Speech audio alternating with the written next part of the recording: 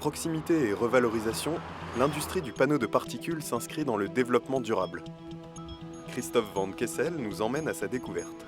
Donc ici, on est sur le parc à bois de l'usine. Donc vous avez des résineux, essentiellement du Douglas qui vient du massif du Morvan, et puis quelques bois, donc des feuillus, donc feuillus tendres et feuillus durs. On peut avoir aussi des bois qui ne pourraient pas servir pour les scieries. On ne peut pas utiliser ce bois-là dans d'autres circuits que pour faire du panneau de particules. Donc là, par exemple, vous avez de la sciure qui est issue des scieries alentours. Ce sont des déchets, des rebuts des scieries qu'on réutilise pour faire du panneau. C'est des bois qui proviennent d'un rayon de 50 à 100 km autour de l'usine. Découvrons un processus aux fortes exigences de qualité. Alors ce camion décharge des bois de toute longueur, des bois longs qui font jusqu'à 12 mètres, donc qui vont être broyés pour donner des copeaux longs pour donner de la résistance au panneau. Donc résineux, feuillus tendres, feuillus durs sont assemblés pour avoir un mélange le plus homogène possible. Ici vous êtes dans la partie séchage des copeaux de bois.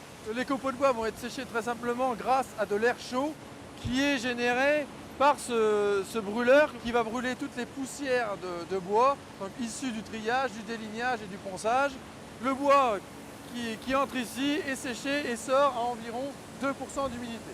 Ici on va trier le bois et les copeaux de bois secs en 3 parties. Donc les copeaux plutôt longs pour donner la cohésion et la résistance au panneau, les copeaux plutôt ronds pour faire les faces du dessus, et puis les poussières pour générer l'air chaud pour sécher le bois.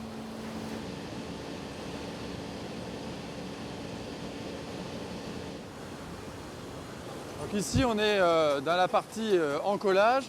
Donc ici nos copeaux qui étaient séparés en 2 parties, les fins et les plus grossiers, vont être encollés et ensuite vont monter sur ces 2 grands tapis que vous avez devant vous pour faire les 3 couches différentes des panneaux.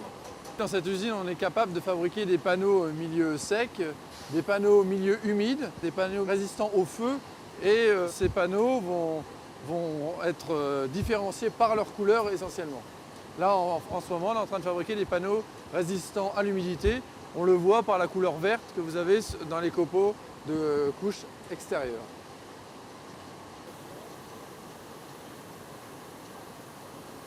Donc là, on est sur une ligne de fabrication en continu, une ligne de presse qui fabrique des panneaux 24 heures sur 24 pour arriver à la fin par diverses étapes à un panneau de particules avec une épaisseur voulue et des caractéristiques coupées à dimension.